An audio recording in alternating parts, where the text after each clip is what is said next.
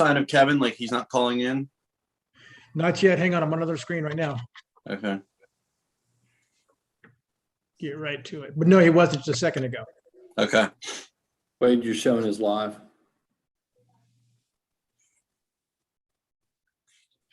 No, Kevin. Oh, Okay, I'm there sending he is. him. Got him. You got him. Okay. And we're live. All right. I'll wait for Kevin to join in. If he's calling, he has to be on video, doesn't he? No, he should still work either way, but sometimes we get a little feedback from the phone. We'll see Hey, what I'll happens. be on my computer in like 5 minutes, Okay. and then I can turn my video on. Okay. Well, we'll get started now at 7:04. We'll call to order the June 16th, 2021 meeting of the Poolsville Planning Commission. On tonight's agenda, we have announcements. We have any, yeah, I'm sure you've got the public comments worked out, Wade. We have people in the waiting room. We do. Okay. We have the approval of the minutes from May 12th, 2021. New business, I have variance 002-21 submitted by Yahia Agarib, 17301 Hughes Road, regarding a covered patio located in the building restriction line. Is that all the new business, or do we still have the high school? Only the portable part of it, not the site plan. Okay, very good. They have some changes. Very good. Poolsville High School temporary portable classrooms is the other new business item. Under old business, we have a comprehensive plan discussion regarding stakeholder outreach and information gathering, individual residents, civic groups, and others. Also under old business, we will discuss the work session schedule and plans regarding the master plan. Martin, you have any announcements from the commissioners? No, I do not. Any? Let me throw one in there. We have, we're going to open town hall on July 6th. So the July meetings, we can start having them back in the room. Fantastic. Are you currently in the room, or is that just a virtual background? I'm not going to tell you. That's good news. Any other staff announcements? That's it. All right. Everybody had the chance to read the minutes from the. Did you want to do the public comment on the variance now, or wait until after the presentation of the variance from the homeowner? Because there's one individual. It's just one person?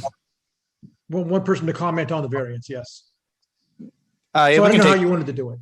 Well, it doesn't matter. If it's just one person, we can take it now, and then they don't have to be hanging around anymore. That's fine. Okay. Want me to let him in? Yep. Okay.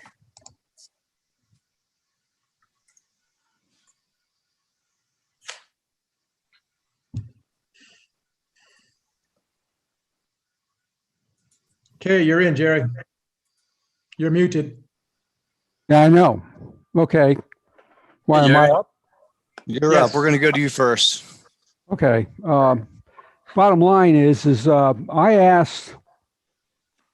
called the town because I saw some construction going on across the street in my one neighbor's house, and I was just wondering if he had a permit. I didn't know he had needed a variance for what he was putting up, because I guess it's too close to the lot line.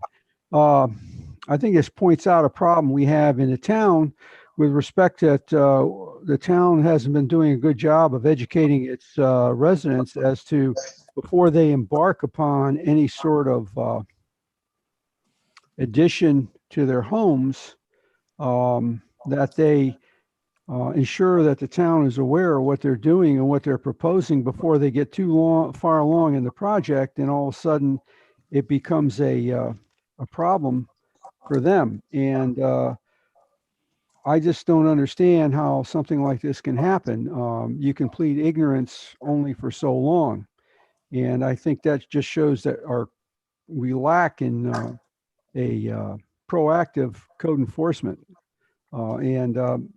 I don't know about how other neighbors feel. It's not next to my property, but at the same token, you know, the lady next to him, I assume you've consulted her or asked her opinion or talked with her, Miss Marcasian, I believe it is. I can look up her name. But I think something like that, and as close it is to the property line, I think the neighbor directly behind her should be aware of it. And also, you know, are we setting a precedent? Because every time somebody comes up and saying, well, we didn't know, you know, we say, oh, well, that's all right. You know, we're sorry, you can go ahead and do what you want to do. And I know we've had problems in the past in the town. And I know we've had problems where people have, the town is basically actively, I think, in court, talk to these people. And in other times where the town can't do anything because the town was unaware of what people were doing to their property. And a good example of that is there was a property owner on Whitaker who changed the swale in his backyard and ended up diverting water into the neighbors on Collier Circle yard, which would flood out their own yard. So I think something needs to be done. I'm against granting this variance because I think it sets a precedence. And anyways, that's my spiel. And I think I sent something to Kevin, who is not, who turned around and forwarded it to you. So I think you have all my comments, but I just wanted to reinforce them tonight.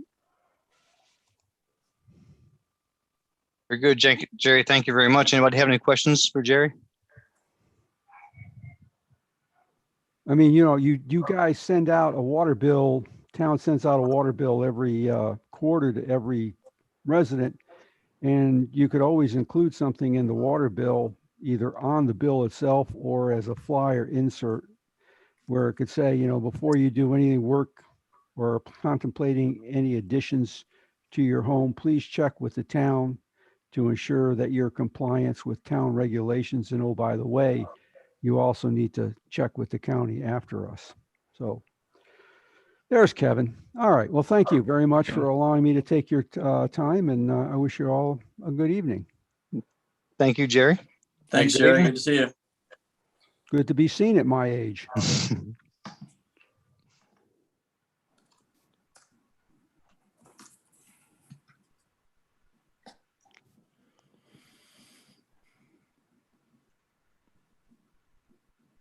Okay. All right. So we'll keep that in the back of our minds while we look. Has everybody had a chance to look at the minutes? I'm going to be honest, I have not, but if you guys have and are good to move forward, I still can't get them open.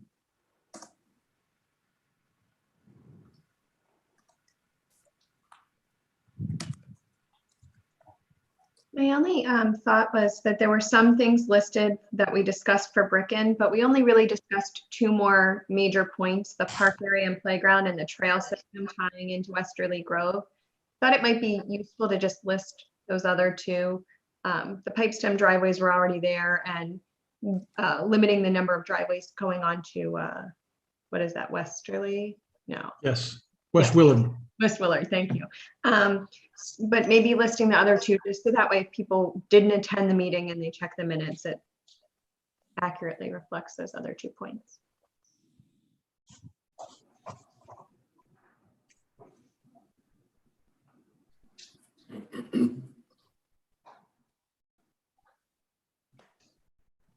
Yeah, I think I agree with that. I'm just reading it right now. It finally opened up for me.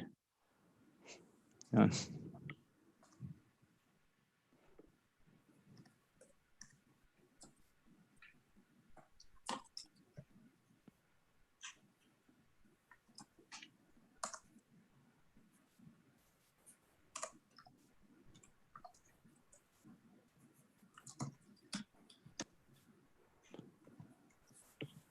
Any thoughts? We're going to need, do you guys need time to review them? You want to kick them to the end of the meeting?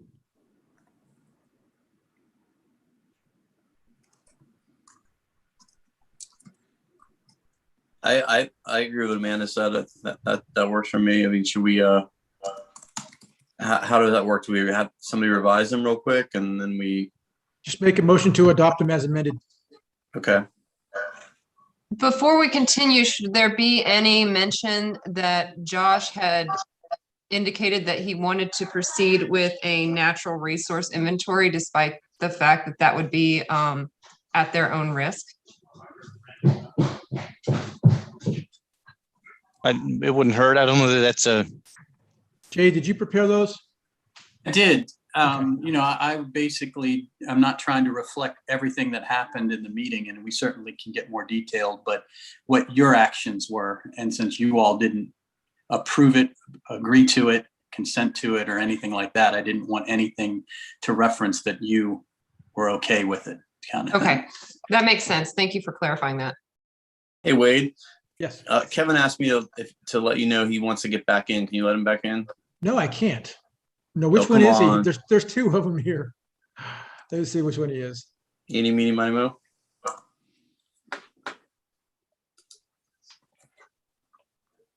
There he is. Yeah, there he is. Move that one. Okay. Sorry, guys. I trying to log in and out between two devices, and I had to restart. I'm back on now. glad you're here. I heard Jerry's testimony. Did y'all have discussion after that? I apologize. No, We listened. Amanda, do you want to make the motion to approve the minutes as amended by you, like with your amendment? That's fine. Kevin, do you have anything before I make a motion for the minutes? The only thing that we had talked about was adding in the Bricken part that we also discussed, adding a park or playground area and a trail system tie-in to Westerly Grove. Correct. Any other meeting things that are minutes from, or amendments, sorry, to the minutes you want to talk about? No, those match what I would say. Okay, we make a motion to approve the May 12th, 2021 meeting agenda minutes as revised. A second. All in favor? Aye. Very good. Minutes are approved.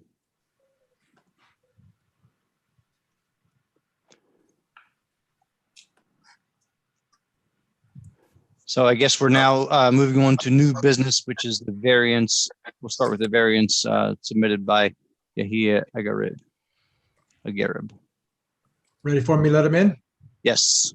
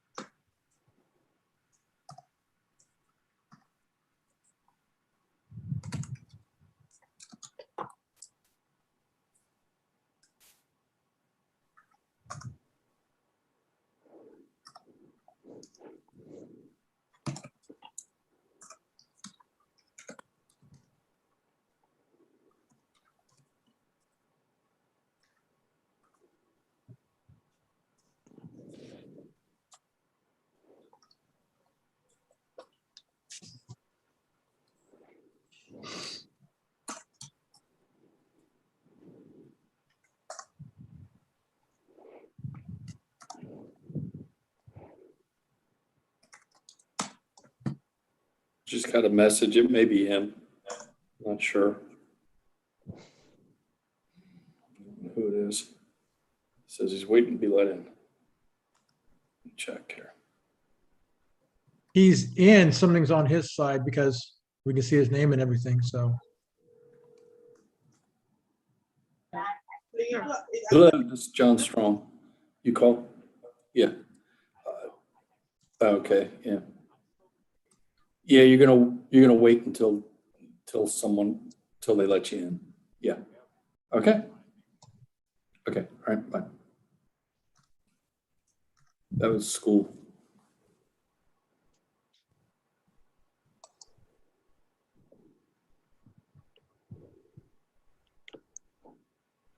Do we know if he was ever in the waiting room?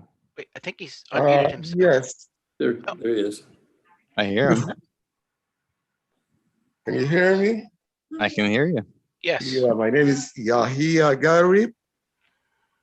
17301 Hughes Road. Welcome. Do we need to be able to see him? Jay, is that a requirement, Jay? No, you don't need to see him as long as you can hear him. Okay. And he can hear you. Okay.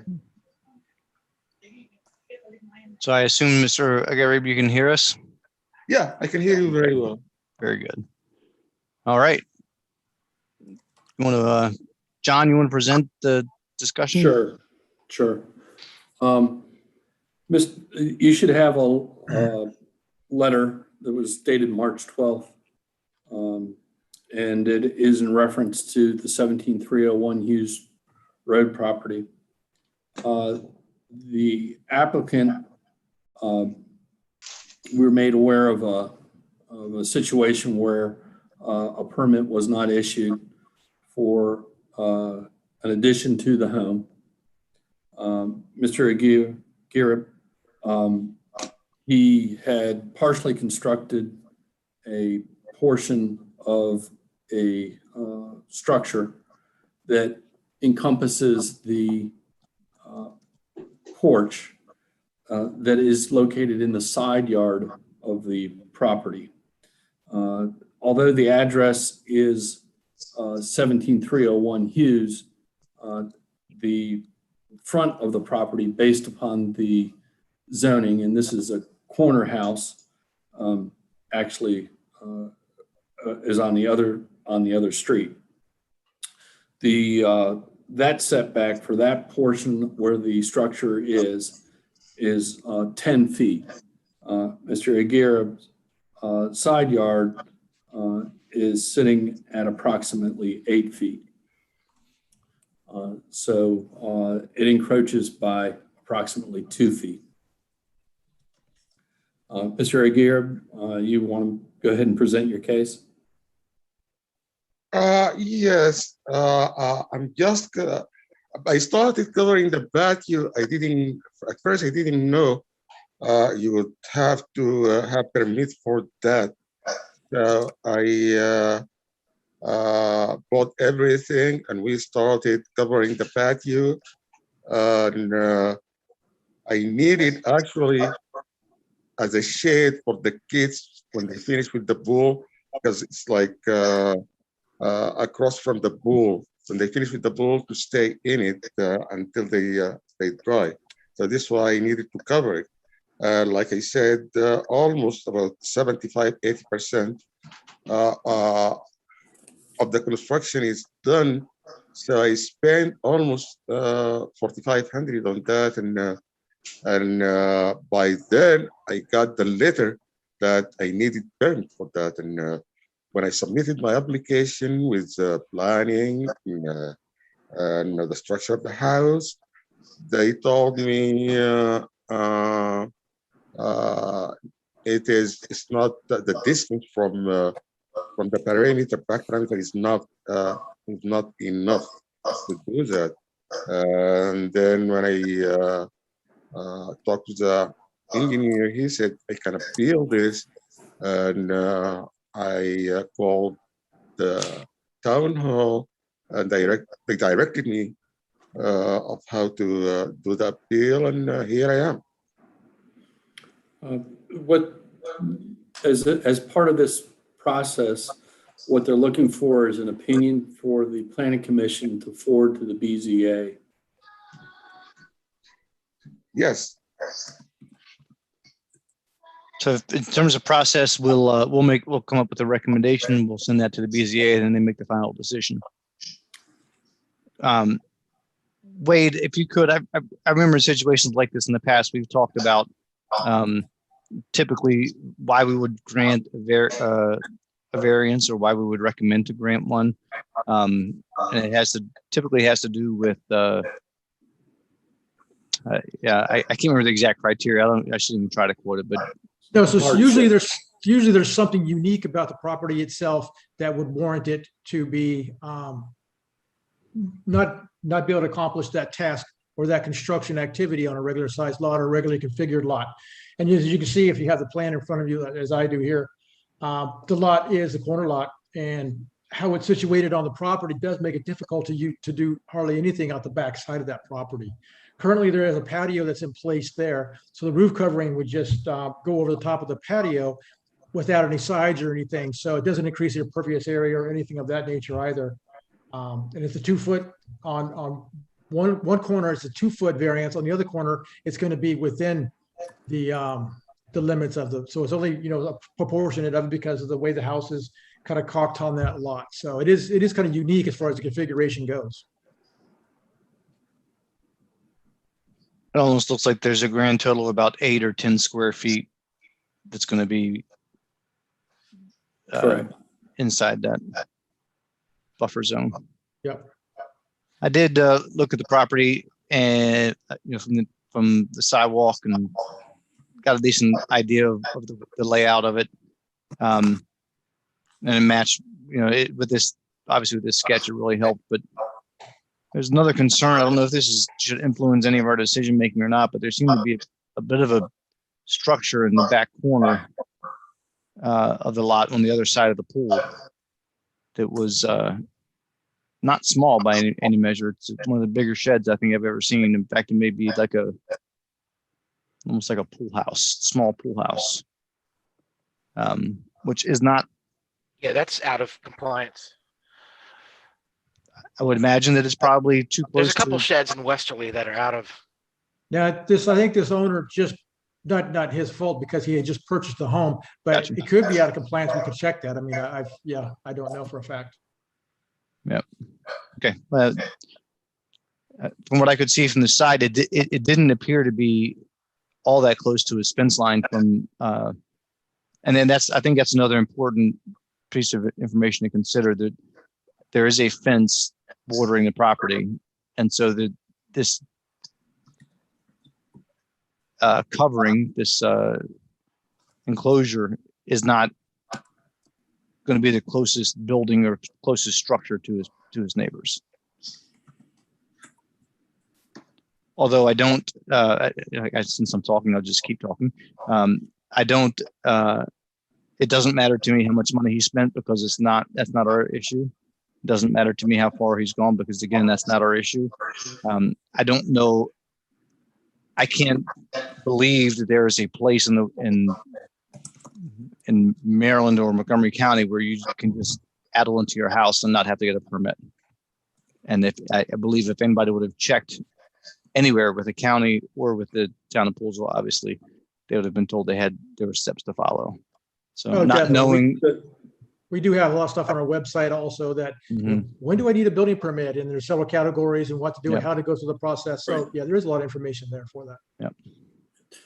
Just to make a note, I think the shed you're speaking of is actually located on the other property. It appears to be on their property. Yeah. Wow. Yeah. Okay. No, I know what you're talking, Brian. That is on their property. It's a big red shed. It's like a. You're talking about the one that's close. Are you talking about the one that's closest to the one that's closest to Fletch Hall? Is that the one you're speaking of? No, the one that's closest. It's on the Fletch Hall side. Yeah. Yeah, the Fletch Hall. It attaches to the house. Yeah, that actually attaches to the house. Yeah. Yeah, it's that was existing. And we ran the calculations for impervious surface, and they still, even with this addition, fell under the maximum amount of impervious.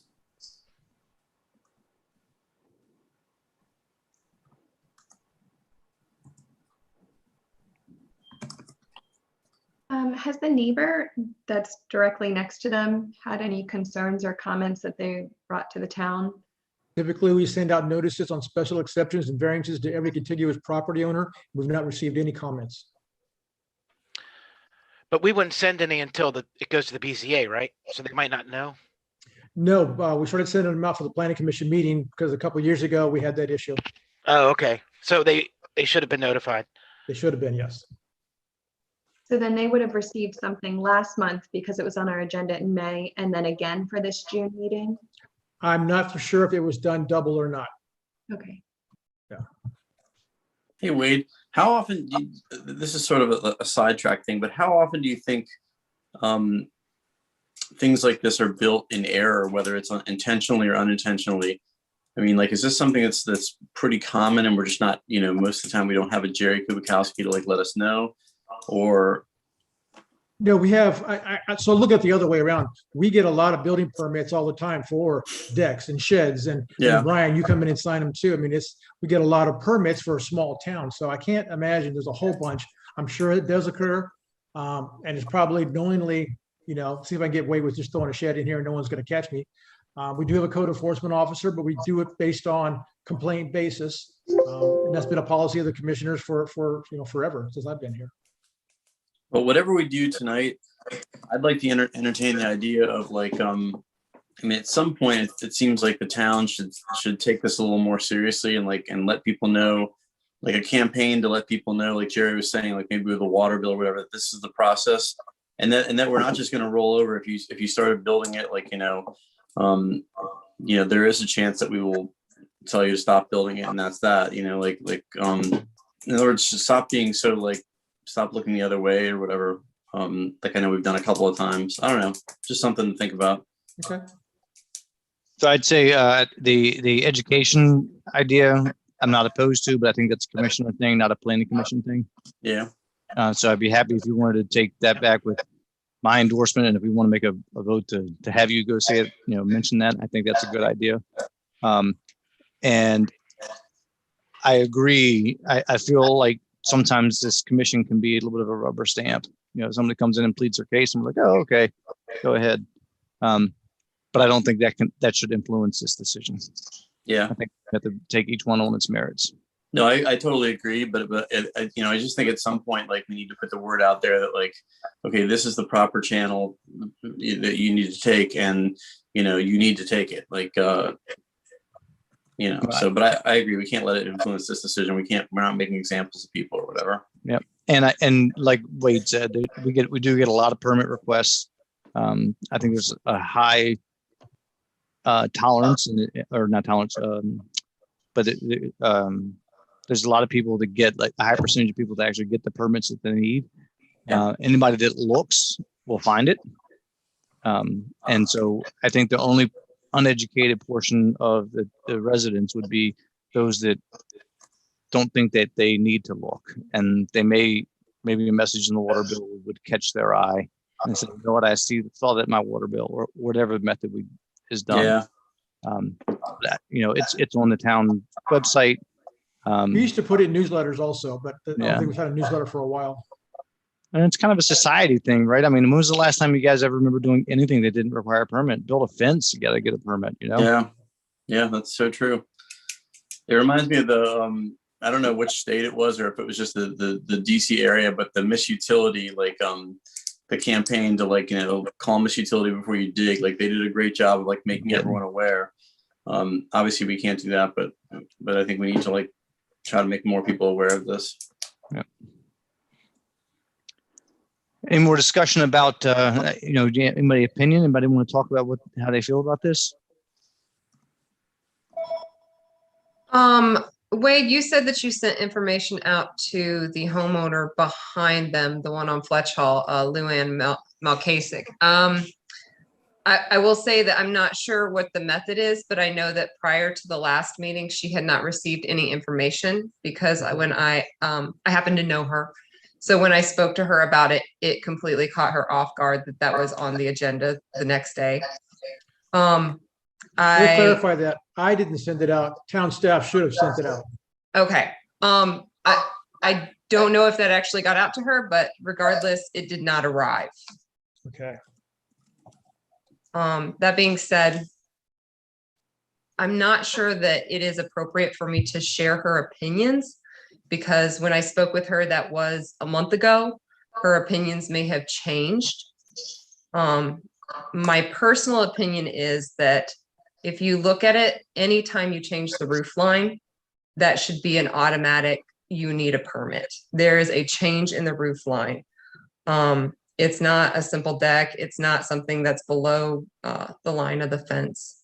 So that's, I understand that maybe they didn't know, but that doesn't you should have known is, I guess, my personal feeling, since it's such a major visible thing. I like the idea of some sort of campaign, but again, that's for the commissioners, not us. I think that's all I have to say.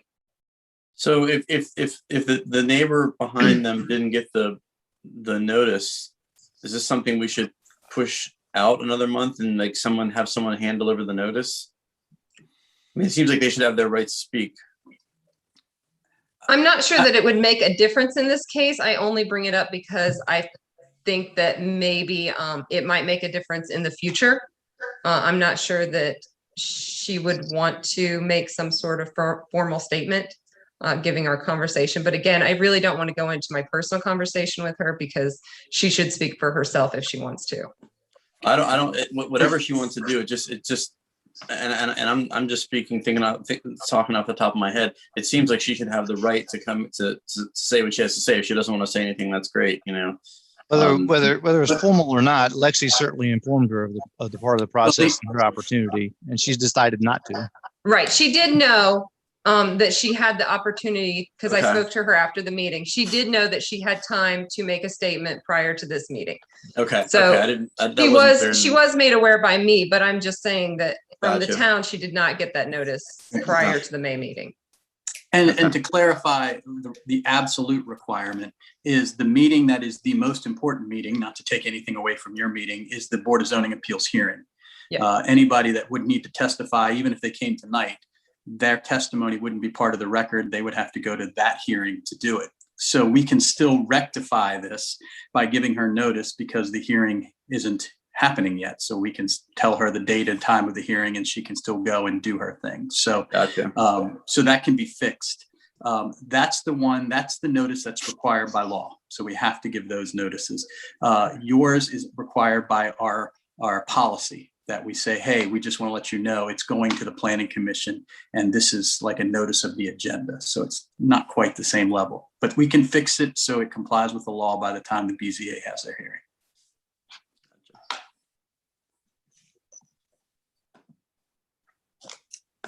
I just want to bring up a few points I don't think we've talked about yet.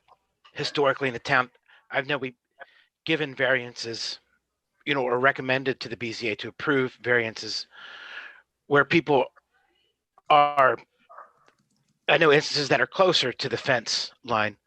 I have a neighbor a few doors down from me that has his garage go right to the fence line and it's really close to the house. Where I looked on the Google Maps, I tried to look at all the corner properties in Westerly and Westmont, and there's a lot of corner properties where the buildings are real close to each other, closer than how this addition would be. We're about to look at a new development with a lot closer sight lines and setbacks. So I don't know how we want to. I know we have current setbacks within Westerly and Westmont, but we're about to change a lot of that in certain neighborhoods. I'd have thought about, like we saw in the news recently about Ocean City and their new Ferris wheel. I don't know if you guys saw that story where Shrimpers built a big Ferris wheel and then encroached the boardwalk by 10 feet. And they had a big debate about this in their commission, and they ultimately decided they need to remove it at the cost of like $100,000. Because they felt that if they set the precedent, now it'll set a stance going, and then all the people on the boardwalk would want to feel they can encroach onto the board. But I don't feel this is that. This is more of I don't see public safety being an issue in this. I could see if their encroachment had public safety involved. Jerry did mention there were some drainage issues.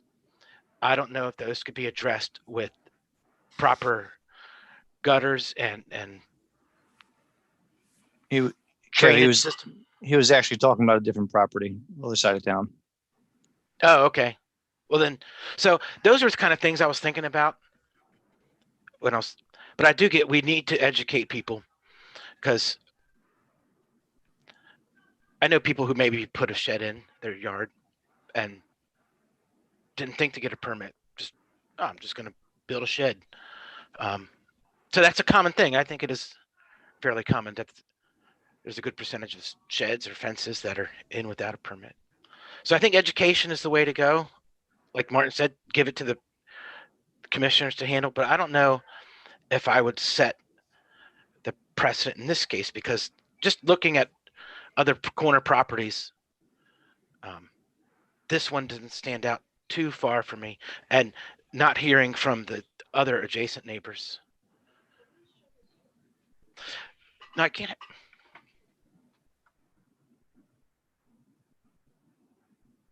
I think those are good points, Kevin. I will say that the consideration of another property with another development with tighter setbacks doesn't have much bearing on my thought process here, because this is a different zoning area and different reasoning. But I think what you said about the particular situation corner lots get put into, I remember Cal Sneed, there was one variance on the other end. I think it was on Gott and Fletchall, I think. Yep. On a corner house also that wanted to build off the side and encroached on that setback. And his concern was that it would, if looking down one street, it may obstruct that visual of all the houses being a certain distance off the street. And you can only get that view at certain sight lines. That's one of them. And that addition could have impeded that view. Yeah, I don't think it did ultimately. This doesn't have that. Like I walked around the house and it took extra effort to see what was going on. It wasn't something that jumped out at me. It would be, my biggest concern would be the immediate neighbor, on that side of the property. And without any objection or testimony about that, I've got to believe that that's feasible, that is not that big of an issue for that neighbor. So those are my thoughts on your points. Any other discussion? So I just wanted to say that I did not go and look at the property in person, but I did use at least the satellite view of Google Maps to really check it out and see how close it was. I agree that I had noted that there was a fence. It looks like the adjacent property is their garage, so it's not like it's their dining room or something that's looking out. I think my biggest concern, like we kind of talked about, is water runoff, and if that's an issue. But without hearing from the other neighbor, like everybody's saying, I don't know that that's an issue. And I believe that John had said last time that that Mr.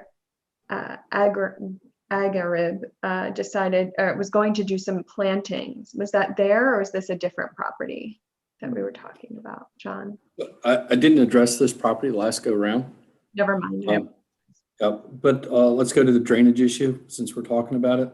I did look at that just out of curiosity to see how the drainage patterns went. And it does, it travels down through his property, and then from both the Hughes side and also going down towards Fletchall and a neighboring property. The patios, there is no, based upon the plan that I've seen, there is no increase in the impervious area. So the patio acts as an impervious area. So the water sheds off as it has in the past. There may be more of a slight bit of concentration, but it'll be minimal based upon the size of the structure. John, just a quick question. Is the patio itself right now, I assume that is already inside that setback? That's correct. And the reason we don't look at that, a patio from that standpoint, it's considered to be a landscape feature because there is no roof over top of it. Yep. Thank you. So he could technically put a temporary gazebo and be fine. You could put up a awning or something along that. Under the IBC rules, any structure that stays in place longer than 180 days is considered a permanent structure. Oh, The applicant, if approved, still needs to go to Montgomery County and get an approved set of plans for this, which he'll have to go through that process with Montgomery County. How does that work? Like, assuming the BZA board approves this or whatever, and then is there any kind of local, like, I guess this is a better question for Wade. Is our enforcement officer, would he, if he was alerted to this, would he make sure that the county was alerted as well, or no? Typically, if it does happen, and we don't see a building permit, someone at town staff, just, code enforcement or just town staff in general, would call the county and report it. Yeah, good. Okay. Typically, they're required by law to go ahead and post that permit in a visual place. So it can usually, people put it in their front window or something along those lines, or they have a permit box on the side of the fence. Thank you. Mm-hmm.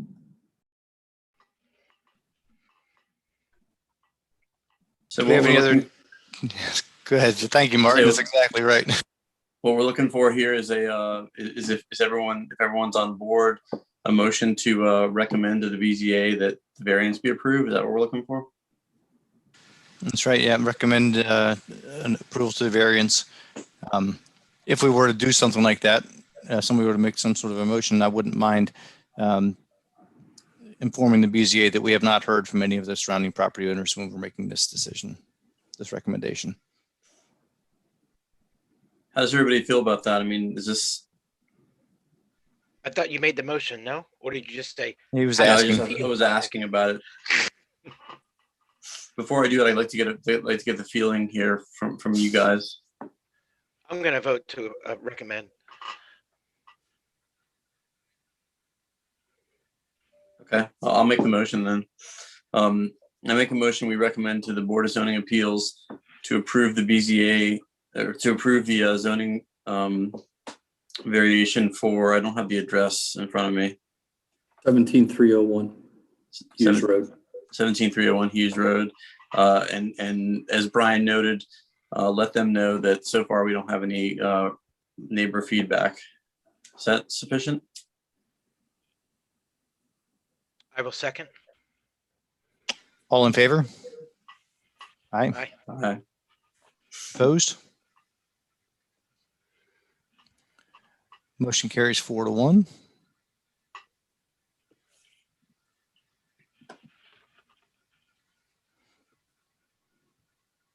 Now I'll bring this to the commissioners and kick around the ways that we can put this out there more. And personally, I don't know how anyone else feels on the commission, obviously, but I'd like to see some sort of a, at some point we're going to start like taking this a little more, not taking it a little more seriously. That's not the right wording, but like at some point we're going to actually like start cracking down on this and, not just, just some kind of wording that makes people think, okay, I better do this. I think we need to go back to publishing Straight Talk from the desk of Wade. They took my desk. That sounds like that sounds like something out of North Korea, though. Straight Talk. Wasn't it called Straight Talk? It was. It was, yeah. Yeah. It was pretty good, No, too. I mean, I think there needs to be continued somehow or another. Yeah, I think it will be in the future.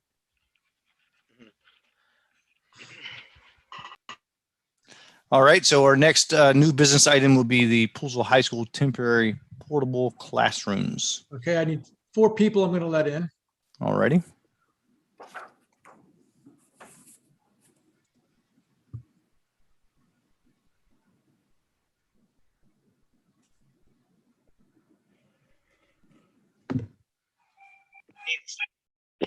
Hey, Susan.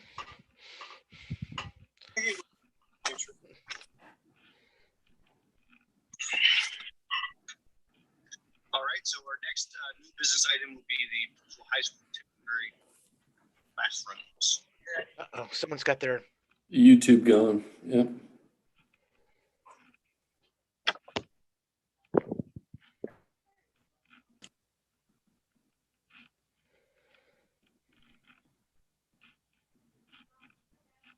I think you got all four in. Yes, the other two are muted right now. Yeah, just, Brandon and Sean. I see them, but they're not. Hey, how's it Here going? they come. Yep, I'm here too. Well, welcome. I don't know if somebody's watching YouTube, there is a bit of a delay, so you have to mute that volume so we don't get any feedback. And who's going to take the lead for this presentation? I will. Who is that? Sean Lindeman. I'm with Clark Azar and Associates. Very good. All right, let me share my screen.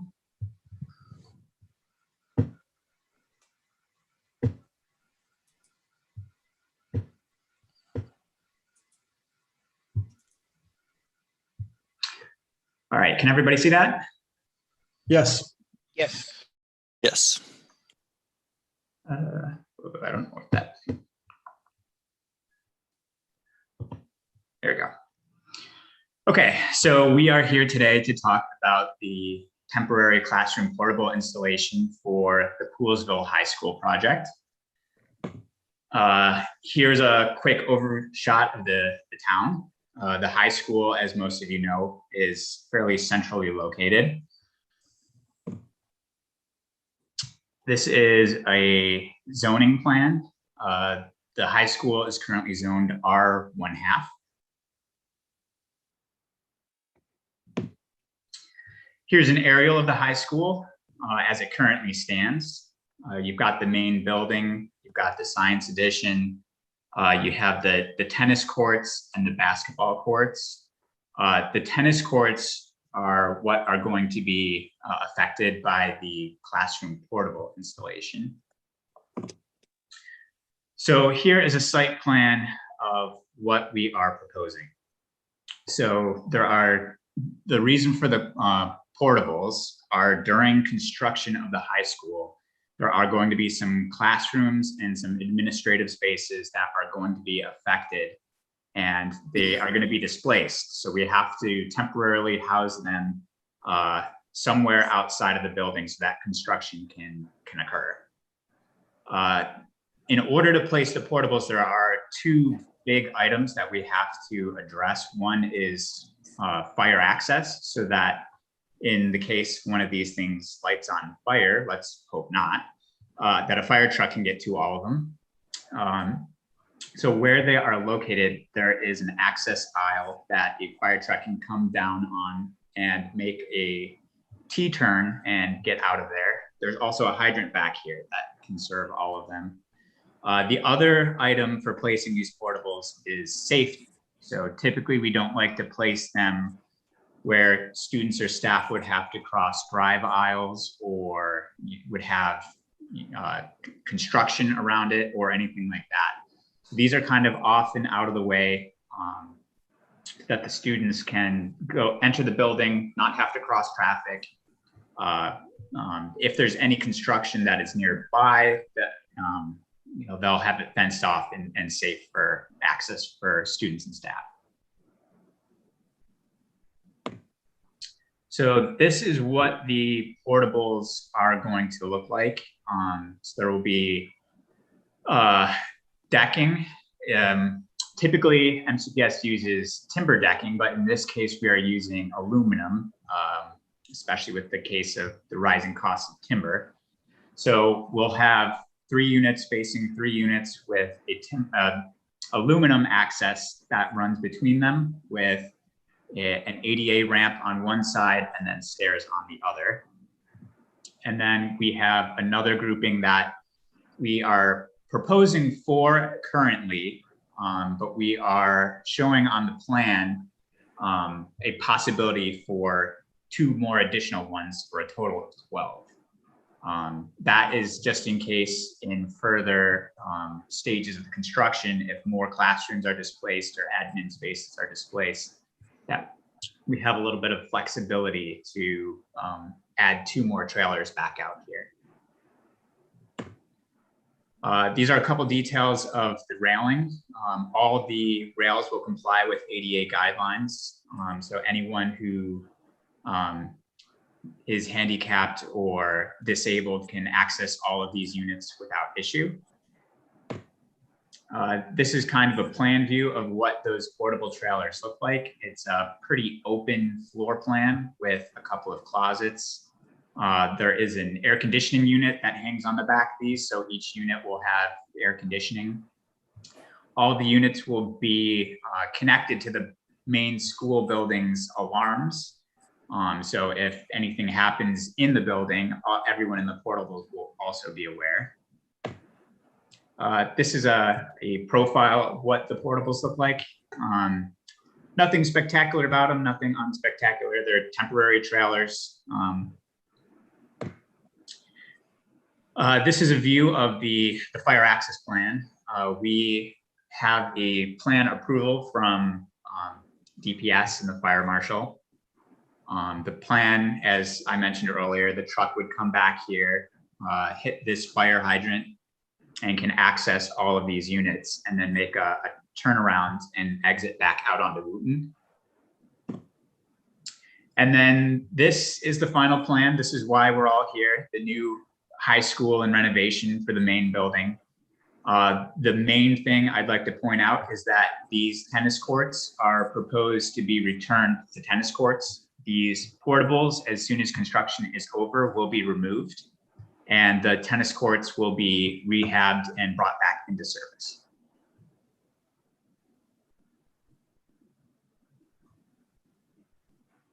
Any questions? Thank you, Sean. That's pretty good, pretty thorough. The fact that the fire truck access is been approved by the fire marshal already relieves some of my concern. Have we looked into ambulance access to the athletic field? So ambulance access to the athletic fields, we have not taken a look at that. There shouldn't be an issue of going around the outside of the tennis courts if it would be needed. So this is being inside of basically what the tennis courts fences are right now? Correct. Okay, then that shouldn't be an issue.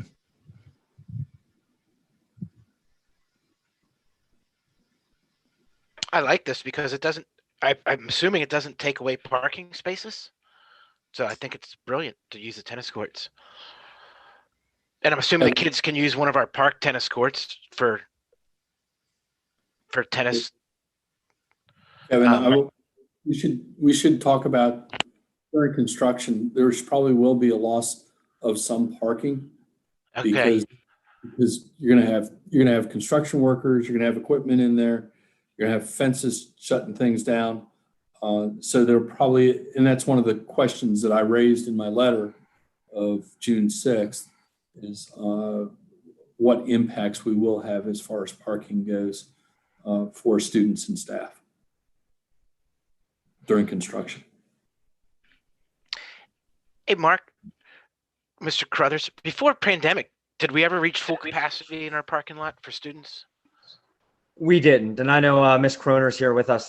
By the way, good evening. I'm Mark Crothers. I'm the principal of Poolsville High School. Yeah, we never really reached full capacity of our parking limits. We always have space for students, so we do have a little bit to lose. I know Ms. Kroner, who's joining us tonight, our school business administrator, can speak to a little bit more directly to the numbers. Some of the staff parking, excuse me, will be displaced because that area for staff parking is going to be our new front entrance for the next 2 years.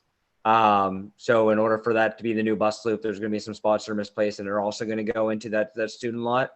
But we haven't had the final plan with the numbers yet, but we do have some parking to spare even with our increasing enrollment right now.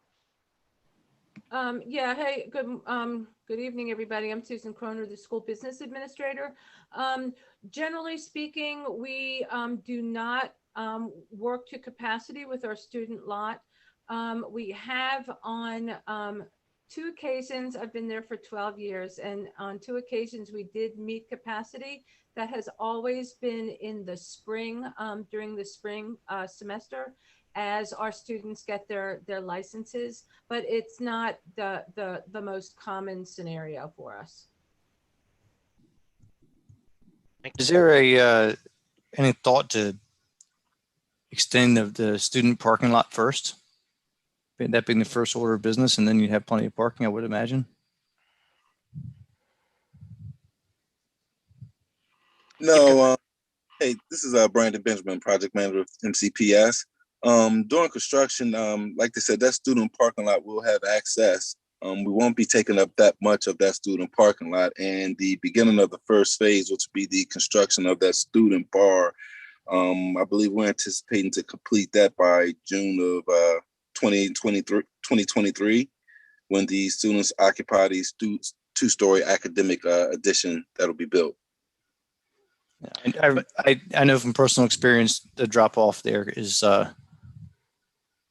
tough. I do remember also that the space is not all being full, but just the thought that adding extra parking, extra people, extra staff or whatever going into that parking lot could just make it a little bit more of a backup onto West Willard Road.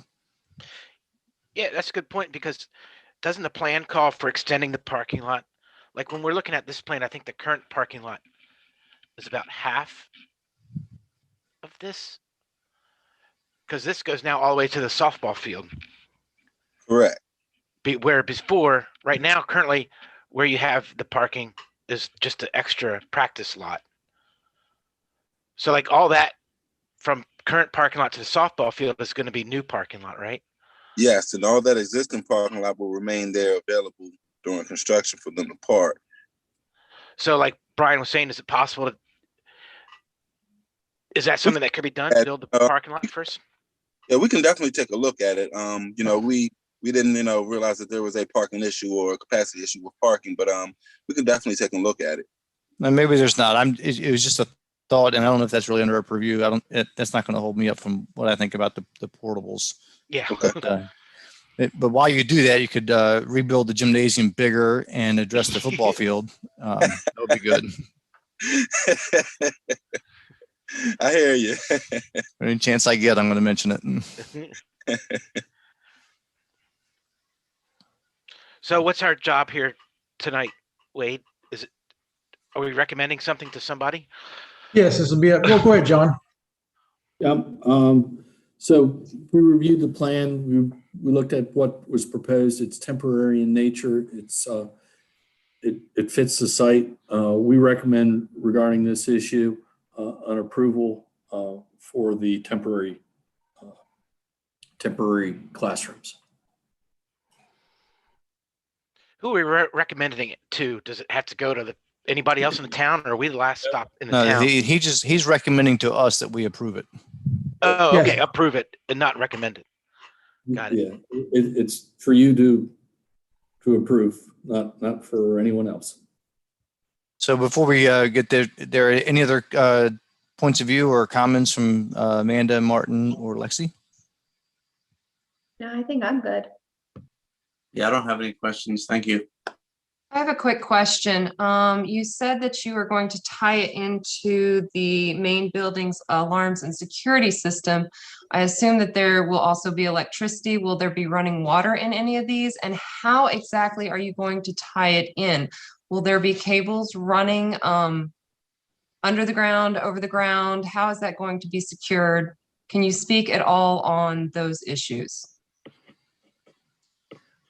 Sure, I can speak on a couple of those. So there will be electric that runs out to them. There will not be water or sewer. Especially since this is a high school, they trust that the kids can walk into the building to use any of those facilities. The electricity will be run overhead to electric sheds, and then from the electric sheds, they will run into the portables. I believe the method is still being worked out, but it is going through the DPS building permit and all that review.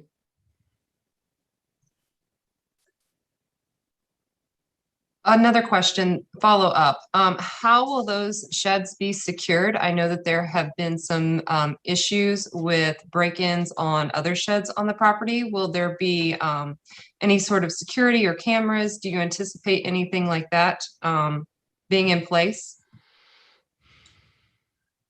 I cannot speak to how they are secured. That is something that we can certainly discuss with MCPS if that is a concern that you have of how we can secure these. I was certainly not aware of break-ins around the school, but yeah, we can talk with MCPS, see what they think about how to secure these. Yeah, Sean, I would assume these would be tied into the intrusion alarm system for the school. We are running a utility shed, and I would assume that they will be running the telecom and data and the low voltage wiring that they would need to hook up a intrusion alarm system for these schools. Again, I can verify that information for you guys if you would like.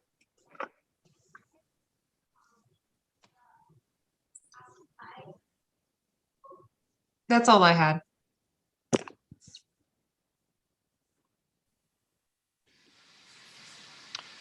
I make a motion, we approve the location and installation of the portable classroom units at Poolsville High School for the purposes of constructing and demolition of the current high school.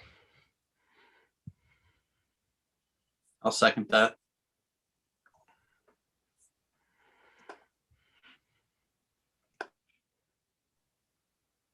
Oh, you're mute, Oh, Brian. sorry, I went from being on to muting myself. So all in favor? Aye. Aye. Aye. Amanda, I couldn't see you. I'm sure we have you on video, but what'd you say? I said aye. Thank you. Motion carries. Thank you guys very much for your time this evening. Yep, thanks. Thank you.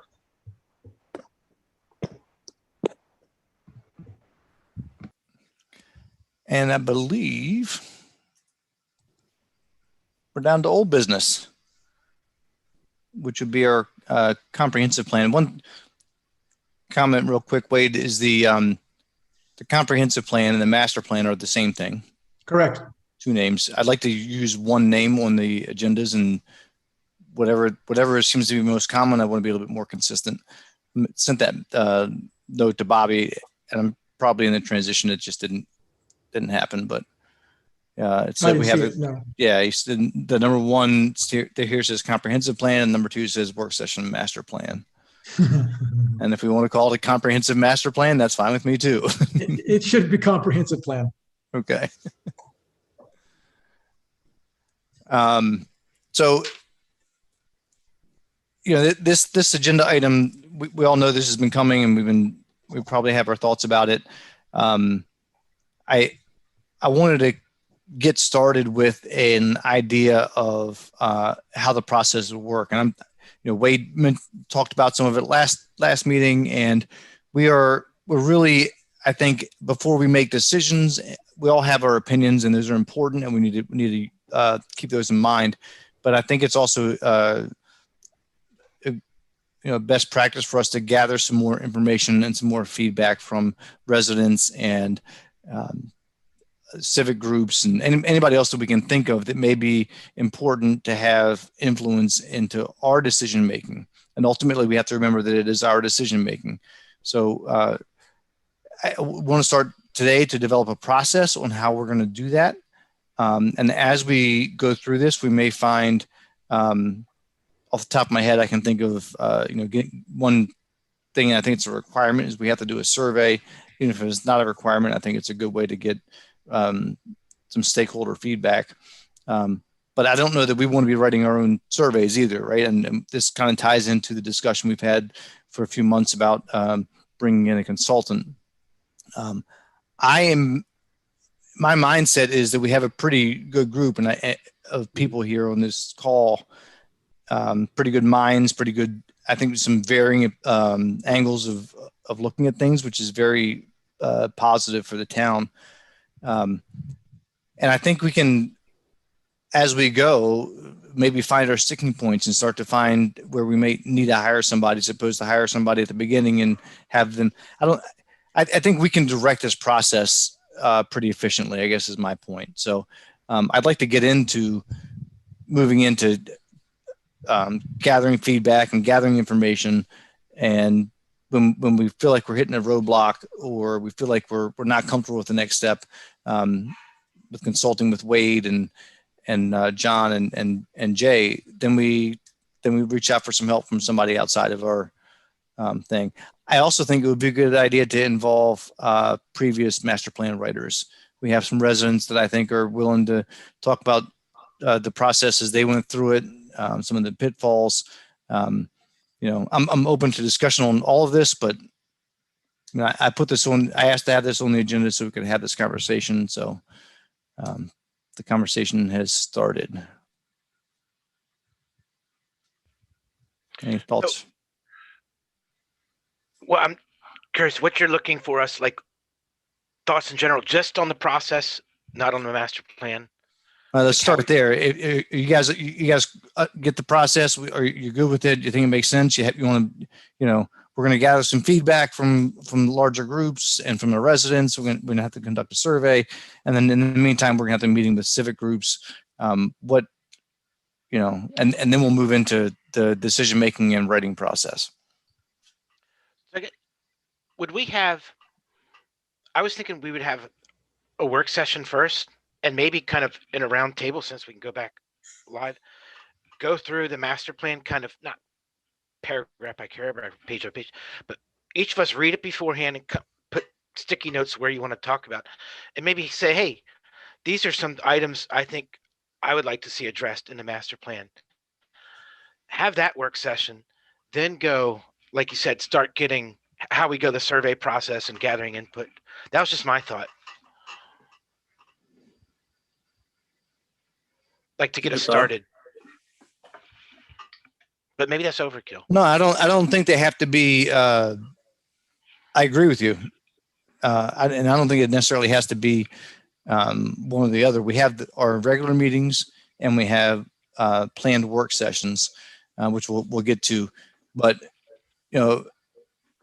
I think those can go on at the same time, right? We could have a regular meeting where we come in and talk about what we think, what portions of the master plan need to be rewritten, ones that we think are solid the way they are, whatever, a sticky note meeting, and use the work session to meet with civic groups and a survey, But I think that should be our first test, is for us to really highlight what we like and don't like and bring that together. I would be surprised if this group doesn't have most of those sticky notes already in their head. I mean, we talked about starting to read the master plan. I know I have my thoughts on some things. My only concern about putting that ahead of gathering public comment, I think maybe instead of, I don't know, like we should identify, right? Because we have to be able to say, to ask the right questions on the hot topics, on the things we need the feedback on. But at the same time, I don't, in a public meeting, I don't know if I'm trying to influence everybody onto what I think needs to be, how the master plan needs to go before I get their feedback. I get stuck on that. Does that make sense? My only thinking about back to the consultant thing is, what you're suggesting, Brian, like is basically, it sounds a little bit like just using the previous one as a template, which I'm fine with. But one thing I think that a consultant could help with is finding any blind spots, stuff that like we didn't realize wasn't in the first master plan, or didn't have enough teeth in the first master plan, or maybe it wasn't written right, or whatever it might be. Like someone to sort of look it over and say, hey, you guys totally missed this and this, or like or maybe you didn't, or whatever. I don't mind somebody reviewing our master plan and giving us feedback. I don't think that would ever be a bad idea, but it's been 10 years, 11 years now. How will we not know what we've missed? Well, I suspect we'd be surprised. I don't know. Maybe I'm not. Maybe I'm wrong. I don't mean review the past master plan. I mean like review the new one as we write it to make sure there's no blind spots. Like the past one is the past one, and I think there's a lot of good stuff to work with there. and maybe it's totally sufficient, but you know, I'd like to see a consultant look at a new master plan and like sort of do a critical analysis of it to see if there's things we're missing. Are you really sure you want to do this, or like, you know, stuff like that. That's all. I don't know how you guys, the rest of you, feel about that. So I've looked through the master plan, and I agree with what you're saying, Martin. I really think that we should probably have someone come in and assist to some degree. I'm not sure how much we need. Just reading through the beginning of the master plan, we are very weak in the intro section. I can tell you that the history section is lacking. I know that when I was listening to the commissioners meeting for May 3rd, Christine Ray came in and was talking about a native acknowledgement. And that got me to thinking how it is probably something that we should enlist the help of maybe the Historic Medley District or some of the other groups in town to help us write a good narrative on the history of Poolsville. I think it's really hard to see where you're going if there's no information on where you've been. Usually that is done in tandem with your population characteristics and how your population has changed. I know we are going through some significant changes here in Poolsville. Just on my little street, there have been 5 houses sold in the last year, or yeah, just like right around me. Like, we're changing. We're seeing some of our older population move, and we're getting a younger demographic. And how does that play out in the future? And are we planning for a younger population to come in as people are retiring? So I would like to see us reach out to some of those groups. I'd like to see us talk about our limitations of expansion. What are the limiting factors within Poolsville? I'm not sure that that is really well addressed in the current master plan. And our introduction is probably lacking in process. A lot of master plans that I read have a very detailed explanation of exactly how the process goes down, how things are envisioned, who we talk to, what sort of information was gathered. So that's just a starting point for me. I mean, I'm sure that we'll have to reach out and look at someone for transportation because our transportation has changed recently. Just, there's a lot there. I know all of this needs to go in a work meeting, but just to reiterate what Martin is saying, there are definitely some gaps. I don't know what they are. There's probably things that need to be bulked up, and I'm not I'm not qualified to point out all those. I just happened to notice a few. It's pretty good insight, Lexi. Thank you. I agree. So I think I agree with kind of a lot of things that different people have said. Brian, I agree with what you said about us not probably wanting to write our own survey. I work at a school where we do a lot of research, and we have a researcher on staff who writes every single questionnaire we do, because no matter how careful you are with your wording, generally, if you write your own questions, they're leading. So having somebody to potentially do that piece, I think would be pretty important to make sure that we're getting the information we want in a fair way. But that being said, obviously I'm an educator, I work at a school. I have very little experience with town planning, no experience with town planning. And so every week, you know, when we are looking at different properties and all of that, I'm able to, of course, research all of that. But to research town planning and feel like I know what is missing is just not where I'm at. Like, I can read our town plan like we're talking about, but I remember seeing a town plan where they had goals written, and there were like major, you know, the long-term goals, and it was broken up into short-term goals. I don't see anything, I don't remember anything like that in our master plan, but that seems like a really good thing to take from our survey, what our goals are, and have stuff like that. So I'm just wondering if, like Martin and Lexi are saying, if there are places that we're missing things because we don't really do this. None of us, I don't think, do this as our jobs. So it would be very hard to know what should be there or what's missing unless we read extensively other towns' master plans, which I'm sure nobody really has the time to consistently do that. I would love to say I do, but I don't. So those are my thoughts right now.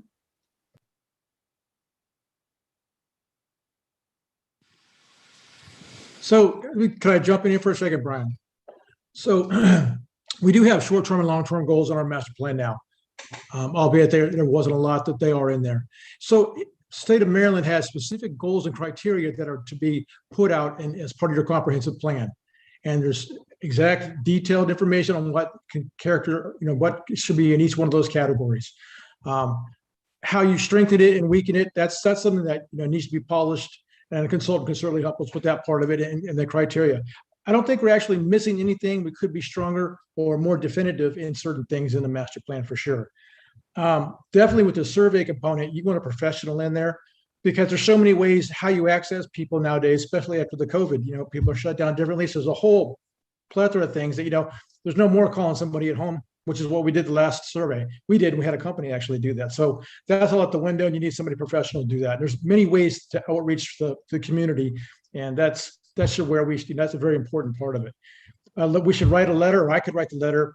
It should go out to the civic groups now. Whoever we want to talk to, we need to make that list, because they need to, they're going to get the letter saying, oh, the town's going to write their comprehensive plan. They want our input. They're going to take that, go back to their folks. They're going to have a meeting to discuss it, come up with whatever they want to, and then submit it to us. There's a process there that they have to go through before we can even sit down and talk to them.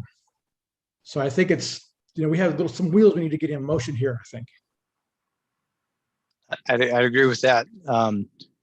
Poolsville Green has already mentioned to me that they've planned their discussion about the master plan because they knew it was coming. There may be a few groups that are ready to have that discussion, but I think you're right. Most of them need to kind of be put on alert that this is coming, and which kind of is a great segue into our other new business item, is the planning of how we're going to use these work sessions that we have planned. 2 weeks might not be enough to get a letter out and have somebody prepared, but we can certainly send a letter out and say, if you have something prepared and you want to speak, we'll take you on the first work session. We'll discuss it with you. I'm also not opposed to. First, we probably need to come up with a list, but I have a feeling the list could grow pretty large. I'm not opposed to having one of our commissioners reach out and attend one of their meetings and get their feedback and report it back to the commission. It may not have to be use up work session time for everybody. So anyway, that's part of my outreach thought was, one, we could have them come to work sessions, and two, we could reach out to them and connect on at their meetings and individually, and bring that information back to the group. So what are you guys' thoughts on those ideas? I think that you mentioned something about having a commissioner go and get feedback and bring it back. I think the only risk there is sort of like Amanda was saying, when you write a survey, it's all on how you ask the question. So you have the subjective thing, and if that commissioner has a bias or whatever, are they going to bring that bias back and sort of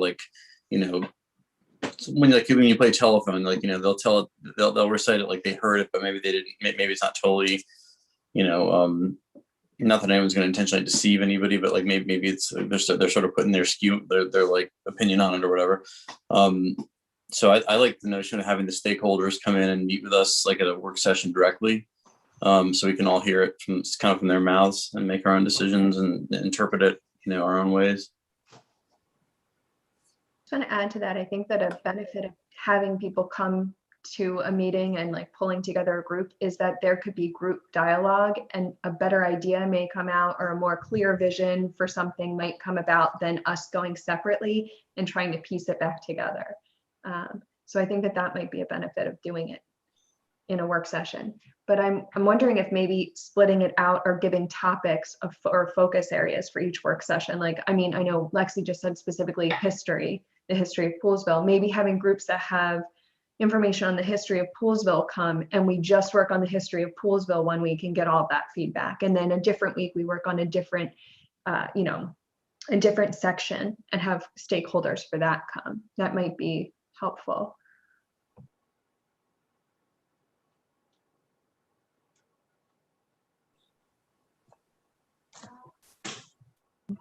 before I came to the planning commission, I sat on sustainable committee. And I know that they had expressed interest in having someone be able to speak at the table.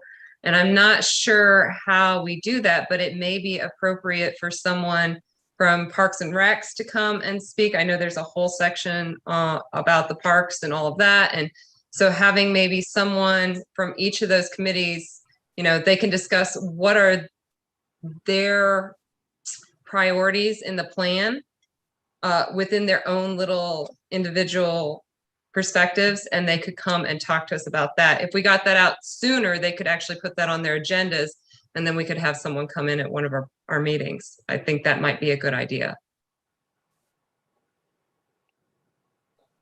Have you any feedback? You said me? Yep. No, I like what everyone's saying. I really like Lexi's idea. Use the groups we have already. Well, we have to, and yeah, we've done Yeah. that before too, yes. Yeah. I have a list of, I made kind of a quick list. It's probably not a complete list of all the stakeholders that we should consider notifying. Do you want me to read it? Sure. I mean, Sustainable Poolsville Green. I know Danny Embry from Sustainable Poolsville called me, and they put together some ideas of stuff they want to present to us. Historic Medley District, obviously, Fair Access Committee, Montgomery Countryside Alliance, WUMCO, the seniors. Maybe we want to talk to the folks in Barnesville since they're our neighbors. I don't know. Those are the things. Those are the things I wrote down. You missed the Poolsville Day Committee. Poolsville Day Committee. Yeah. It's being funny. Sorry. Don't I take it that, personally, Kevin. No, I think this is a vital. It's our biggest day and biggest role. I think Chamber of Commerce. Chamber of Commerce. Yeah, the chamber for sure. The Parks and Streets Board. Yeah, I got them down. And you said historic medley.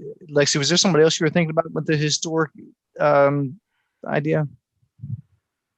You know, there's a lot of talk that goes along with the history of Jerusalem Road, and I know that that's outside of our area. I'm not sure how much historic medley captures or who we could tap other than HMD. Heritage Montgomery might be someone. You know, they have somewhat of a financial stake in the town. They've helped us. That they're giving us a grant or partial grant for signs. They've given us grants in the past for different things. You know, and as far as the historical aspect, that they would be a good resource, and they're very excited to work with us. I know they've expressed interest. So you'll probably get also Maryland Historical Society. Yeah, that's a good one too, John. Yeah, Heritage Montgomery is where the TIZ all came from.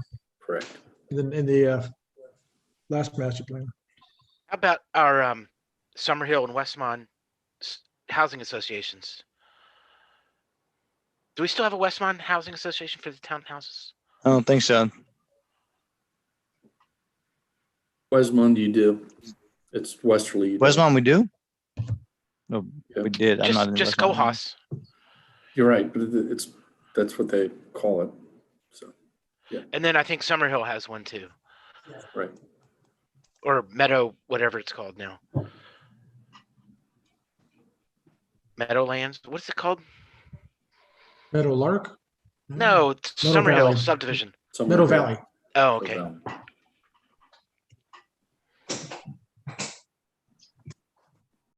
Beyond the Chamber of Commerce, are there any other business groups? I would imagine that businesses in town would want a voice for sure. Definitely, our economic has to be a big piece of this going forward, for sure. Economic development. Mhm. Right. Would that be the PAC? That's the chamber would be the oh, PAC, yes. Poolsville, Eric. Yes, sorry. Oh. I never hear them called Chamber of Economic Commerce. development. Yeah. Are there But any? did we have the seniors in there No. on that list? Because Yeah, I said that's our new. seniors. Oh, I didn't write it down. Sorry. Also, one thing with the Poolsville Area Chamber of Commerce. I know Carrie Cook. I'm not sure who she's working with, but she restarted the Economic Development Committee. I don't know how much they're doing, but they would be someone to talk to in conjunction with the chamber. See what they have to say. So I agree, the economic component's a very important one. And with the way you said, Wade, that's really important. I don't think I got them all, but I did write down 14 groups. And we currently have 3 work sessions. So if we're going to use the work sessions, which I think is because of the rules that we can impose and the fact that these work sessions are public record, but we don't need to have public comment. And I think that helps keeps the process efficient. We have 3 of those, which I think would be great for these vignettes almost of bringing people in on a particular topic and having their, even if we had 2 or 3 a night,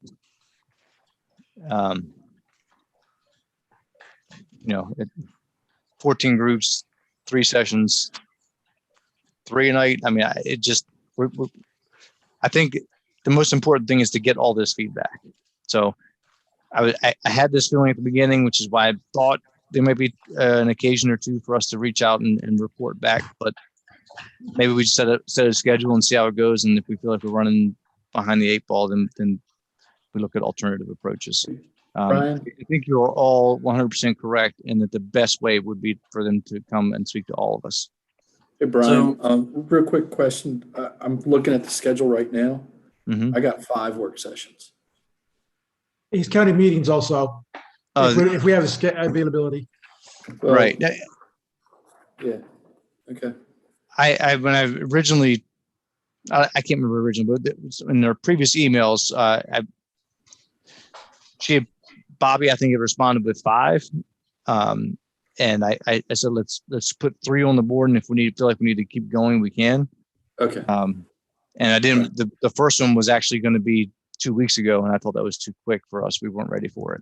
Yeah. The first one I have is 6:30. 2 weeks from today. Yeah. Mm-hmm. After today. Yes. Yeah. So June, July, and August in between our regular meetings. Yes. Yeah. Okay. I have another suggestion, Brian. Yep. So that we're not, in order to make these things a little more efficient, I suggest we think about giving each of these groups like something to stimulate their questions or their feedback or whatever, so that they're not just coming in and just talking about everything under the sun, not giving us the information we need so much. And, it's more of an efficient dialogue. So if we could find maybe 10 questions to prompt them or to, get them thinking or talking, I think that would probably save them and us time and be more efficient and give us better information. Yeah. I mean, the questionnaire would be okay with me. My immediate concern is to make sure that we have, and Lexi had mentioned this already, and I think it's a fantastic idea, is to have a concentrated meeting on the history of Poolsville, and a concentrated meeting on the economic development of Poolsville, and a concentrated meeting on the sustainable path forward with those civic groups. I think they're going to be pretty focused, and maybe I'm not sure. Again, we go back to asking the right questions. I'm not sure what the right questions are. If we can come up with something, I'm cool with it. But I don't so much mean a questionnaire so much as we request you come meet with us. Here are 10 things we'd like you to think about to discuss with us, or so not really questioning them, but just prompting them. But when you put it in the light of we're going to have a conversation about history and a conversation about economics, maybe we don't need that. Maybe we could each come up with our own questions in our own head and sort of go that route instead. I don't think we need a questionnaire. I think the way Lexi and Brian has said, having those focus meetings, this meeting is solely on economic. That way we don't drift out. If someone starts to talk about environmental stuff or parks or stuff. We said, we're focused this meeting just on the topic at hand. And I don't know. So part of me wonders what if we just announced to the town, say, hey, these are our work sessions. Nah, You like that idea? I'm sorry, I don't want to cut you off, Gav, but No, but I saw you. yeah, no, we have to be focused and concise and keep our group small. Otherwise, this is going to be a 6-year project, and I don't think we have that kind of time. And I do think I think at some point there is like we do have to get the town involved on some level, but I think from what Brian's talking about for now, like let's keep these really targeted and very specific, to get the information we need. So one of the things that you might want to consider is doing like an outline to give to the prospective groups that you're going to be speaking with, so they have the topic list to address, Chris. and they may actually have a written summary. No, we definitely. That's what I was saying, John. Like like not a questionnaire, but something to prompt them. Yeah. I think it might be helpful for them is to give them the excerpt of whatever is in the master plan now. You send it out, I was like, this is kind of where it was here, and what are we missing? Build into what Lexi had said and Amanda both. There's things there. Let them do it. Here's what we have. Here's what we're kind of shaping into. This is what it's so. Yeah, and then if you want to find out about the native stuff with the history, I wonder if Historic Medley and Martin, you might know this because you're involved in them a little bit. Do they even know that history of it? Or is there someplace else we need to go? That's pretty in depth that was a long time ago. So maybe we could try to get Historic Medley and Heritage Montgomery and the one that John mentioned all at the same time, like instead of having each one, like have a sort of a history summit kind of thing. Yeah, agreed. And thinking about the thing along those lines, I came up with 1, 2, 3, 4, 5. Well, 4, and then WUMCO. I couldn't figure out where they would fit in the larger group. But I've got an economic development concept, a sustainable green type of concept, fair access, including the seniors, and I think transportation will be part of that. And a history as we discussed, and I felt like that got everybody. I feel like I could put everybody into one of those meetings, one of those focus groups, if you want to call it that, except for WUMCO. I didn't know where they would fit in. We have the Lions Club, Oddfellows, and churches. There's other groups too that we don't have to be so specific to them. We could pick them up with the consultant some of the way, but it's up to you guys. How would you categorize that group? I don't know. Also betterment. Town character. Town character. There you go. Lexi, fantastic. I really like Martin's idea of kind of giving them like an outline for coming in, but I also worry that it goes back to what Amanda was saying, like why we don't write our own survey, because we don't want to muddy what's coming in. We don't want to direct the input too much because we want to capture all of those ideas and not just, I am not a creative person. So I miss all of these outside ideas, thinking outside the box. That is not me. Character was creative, Lexi, I gotta say. I'm looking at another master plan, as I said, that I'm not out of the box type of person, but I want to make sure that when we bring people in, that we do not give them such a rigid outline that they do not feel that they could bring in outside ideas, because really there's just so much town character that I don't want to limit it. So there could be another way to focus it, and that is to say you get 10 minutes. You get 10 minutes to present to us, and we may have questions, but we're gonna what is your most important? What's the most important thing you want to bring to us? And then if we have follow-ups, so that maybe we decide to bring it back to a regular meeting if we have follow-ups that we think about in between or something. Yeah, like just what's important to you for Poolsville going forward. It's probably pretty self-explanatory, the master plan. Mm-hmm. And then I anticipate a lot of question and answer. Like I think we'll all individually have a lot of questions and can get questions from based on what they say and so forth. I kind of like what everybody's saying. I think people have said a bunch of different things, like Wade saying, let's send what we kind of have for each section, having targeted groups, having all of that makes complete sense. I think, Lexi, what you're saying about having, not making it too rigid, but I also like John's idea of having some kind of outline. I think there's nothing worse than going to a big meeting when you don't know what's expected of you or what you should prepare.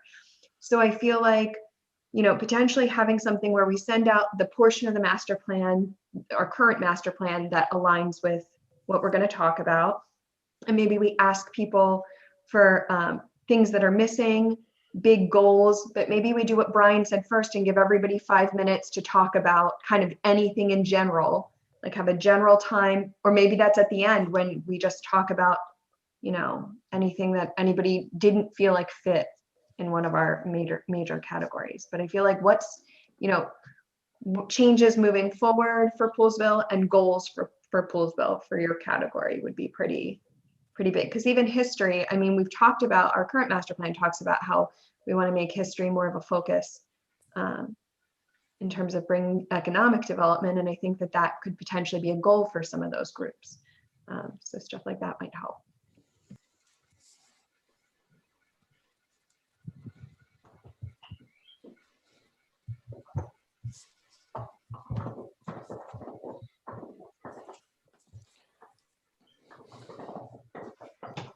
Wade, is there an ag group? I mean, we're surrounded by farmland and farmers. Is there a specific like agricultural group? There is an ag group, yes, through Montgomery County, but there might be local farmers we can certainly reach out to, and they all work with the county basically in their ag group. Right. But we can certainly reach out to them. There's actually farmer clubs throughout Montgomery County. Good point. So I can find out. So, what I'm narrowing down to, Mandy did a great job of summarizing what other people have been discussing, but we identified these groups, and certainly this does not have to be an inclusive list, but maybe Jay, let me know if what I'm suggesting is correct or fair or not. But if Wade could circulate a list of the committees that we just talked about, and then if somebody comes up with somebody that is off the list, we can certainly add it. And we want to group them in focus meetings, right? And Wade, I'll forward you the list. I'll type the economic development, the sustainable forward path of Poolsville, green Poolsville. I'm trying to find some creative wording there, Lexi. The seniors and fair access group, however we would label them, the history and the town character. And we send them what we believe, maybe we circulate amongst the group that we believe this is the section of the master plan that they need that we should have them focus on, and ask them to present to us. And we give them a time limit of 5 or 10 minutes. I'm thinking if we have 3 or 4 groups, 5 minutes, maybe what we want to limit it to. If we only have a couple of groups, we could probably go to 10, but, and then I think different groups will be different. So just as a template, they get the current area of the master plan that we believe that they pertain to, the date that we're going to discuss, the topics that that section of the master plan that we think that they're related to. They get a certain amount of time to present, 5 minutes, and then we have a follow-up question and answer.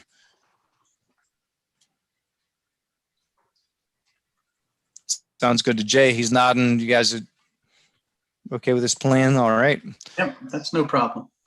Okay. And then the rules for these would be that we don't take public comment on them.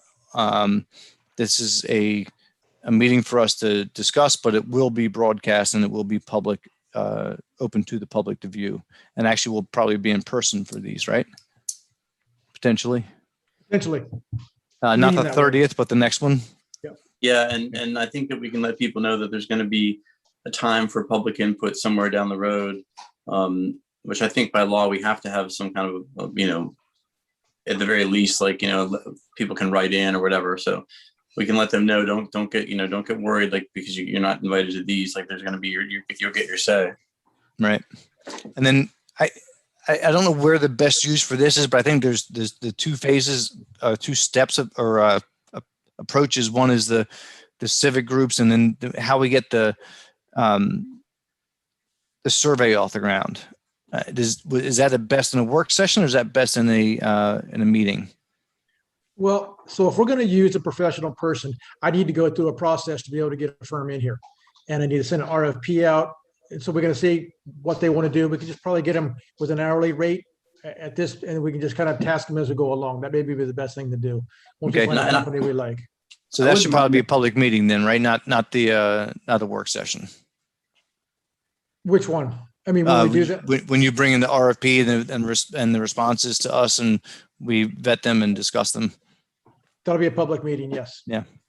Can I suggest too that I wouldn't mind, we've done this, the commissioners have done this for like an HR department and various other things recently.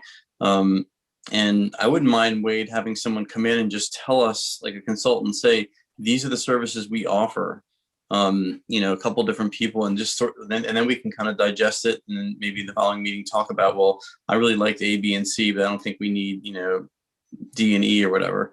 But sort of like have somebody explain, this is what we offer, this is what we recommend, sort of that kind of thing. Would we just issue the? I think that's too much work because we already have enough work sessions scheduled. I like what Wade's proposing is, just put out an RFP.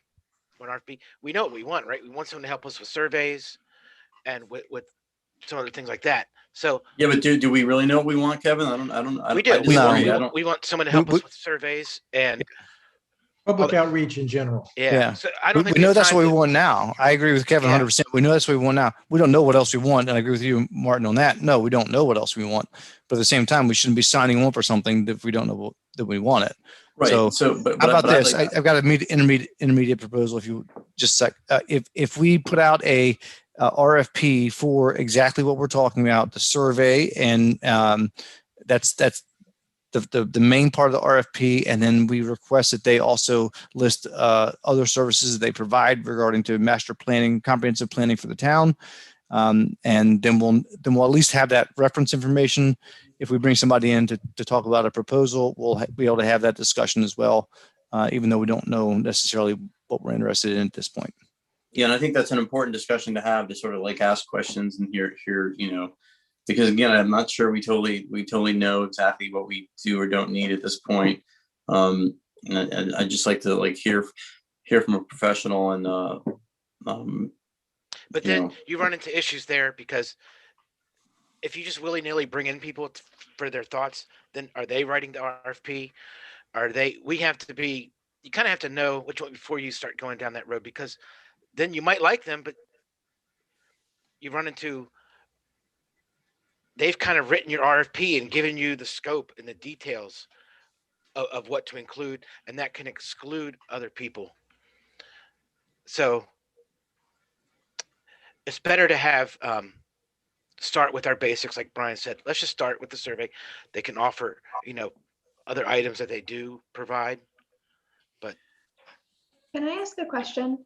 In terms of the survey, would it make most sense for us to have these work sessions first and identify kind of goals moving forward for each of these groups, and then use that information on the survey, or provide that to the survey writer to use? Yep. And then secondary to that, would the person who writes the survey, or the firm who writes the survey, would they also analyze the data to provide back to us? Yes, that'll be part of it also. Absolutely. And it's probably going to be more than a survey. It's going to be public outreach in general. We're not just going to limit it. Yeah. And then the only other thing that I felt like we had said kind of in the beginning was that it might be helpful to have a consultant check over the master plan as it's getting towards the end, to make sure that there were no glaring issues, or like things that we had missed that we should, not that we had missed, but maybe that we should address in a different way, I guess. Because like you said, Wade, the state hasn't really spelled out for what's required, but maybe there's a different way to do certain parts of it or something. I don't know if that's something we want to consider as well. I think that is definitely something we should consider in time. Right. We know what we need help with right now. I think at some point that's going to be a very good part of a very good review. I don't want to discount, Wade can tell us what the state needs in the master plan. We can look at it and we can decide where we think we're weak. And I'm not sure, there may be, and I'm not closing my mind to it, but this is where I believe the strength of our group is that we'll come up with things that the rest of our group isn't thinking about. And we may become comfortable and decide that we don't need somebody from outside of town to come look at it and tell us that we're missing something that doesn't really apply and pay money for something that's not really necessary, or vice versa. We may find towards the end that we're just not that comfortable with what we're doing. Let's get somebody in here and poke holes in what we're doing. So I would need throw out an idea, Mr. Chairman. I've kind of been quiet because I don't want to sway things about how it's done in other places, and I think you guys are on the right track. But one resource we haven't talked about is the Maryland Department of Planning. So I have other clients, obviously, that do these types of things and have to go through the same exercise.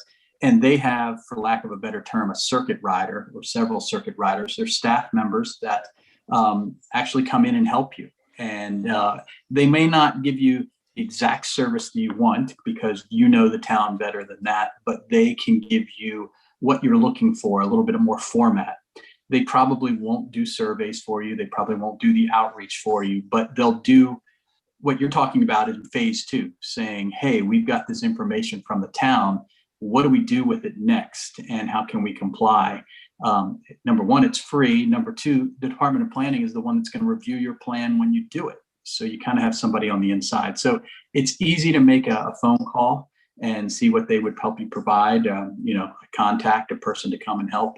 And I think that should be your phase 2, because I think you're already organizing your grassroots part. But, for what it's worth, that's what I would think. And it's easy to reach out to the planning department to make that happen. Hey, Jay, also, does MML have any resources for us too? Yeah, they would give you some resources, more like copies of plans and things like that. They're not going to give you any personnel help type of thing. But, there's one guy, and he works with 2 of my towns in Cecil County. He wrote their plan for them. He comes to the town. He did it for them. Obviously, they needed people local to do it. Those towns are your size or smaller. So I would imagine that at least we'd want to reach out to them to say, hey, this is what we need. And I can help make the contact or give it, work with Wade to do it. I think it makes sense. I'll just say one more time. I really think that we should consider having somebody come in and tell us all the different services that are available and all the steps that they recommend before we dive too far into this. Maybe the Maryland Department of Planning is the one to do that, but I feel like it would be helpful to have a master plan consultant firm come in and say, okay, these are the steps. We can you can sort of order them a la carte. We can do whichever ones you want. We don't have to do all of them. We could do all of them, whatever. Just to know what sort of stuff is out there and just sort of like spark some like ideas and stuff from us. So I realize it's a lot of meetings and and all that, but I think it's a good starting point. A lot of that's outlined on the Maryland State Planning website. Like there's a page that talks specifically about comprehensive plans. It has a lot of links of how you do citizen participation, the cycle. There's lots of info on there. And I just think we exhaust those resources first before we go down the line of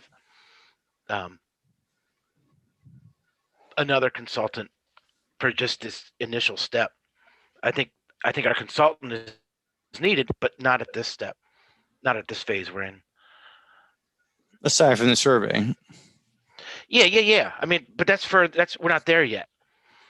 So no, I think we are. I think we're at the point where we need to reach out and issue an RFP for somebody to come do a master plan, comprehensive plan survey for the town of Poolsville. And we can, in that RFP, request a list of services that their company provides. And we could even phrase it, I've written a couple of RFPs, but that's not my expertise. But I would imagine we could say, feel free to take a look at the town of Poolsville and suggest to us what services you provide that would be of use for us. We can get that information without having to have that be the point of it, right? Yep. Yeah. It will be very easy for me to develop the RFP to allow this to happen.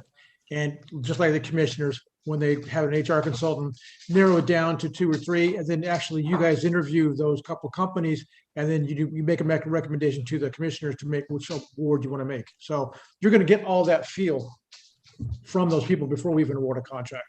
And I can write it so that if we want to have added on stuff, it's going to be there for that firm once we start establishing that relationship. I just don't know if we don't know what we're interviewing them for. I don't know how we interview them. In other words, Well, we're just interviewing right now for the survey. That's all we know.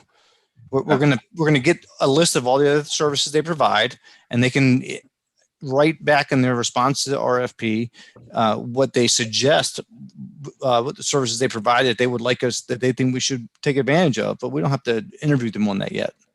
We just have that information, and then if we feel like we're in a bind somewhere and we want to go back, we've got a list of companies that do certain things, and we find out recommendations are accurate or look, I mean, they're in business. The Maryland Department of Planning is not in business. There are tax money going to use. We're already paying for that. I'd love to know what else is out there, Martin. I think you're right about needing to know. But I think we can start with the survey, get an idea of who's out there, what they do, and have them in our back pocket as a resource if we need them going forward. I'm going to make a suggestion here. Sure. Do an RFQ and an RFP at the same time. The survey would be the proposal part, but the request for qualifications would be the first end part. So you know what they can do, what their services are available, and then also the RFP portion would just be the survey portion. But that's up to you all to figure if that works. So, John, we at the in all my 20 years of procurement, we've never done the RFP satisfies both of those requirements, the RFQ and the summary and all that. I think we just need an RFP.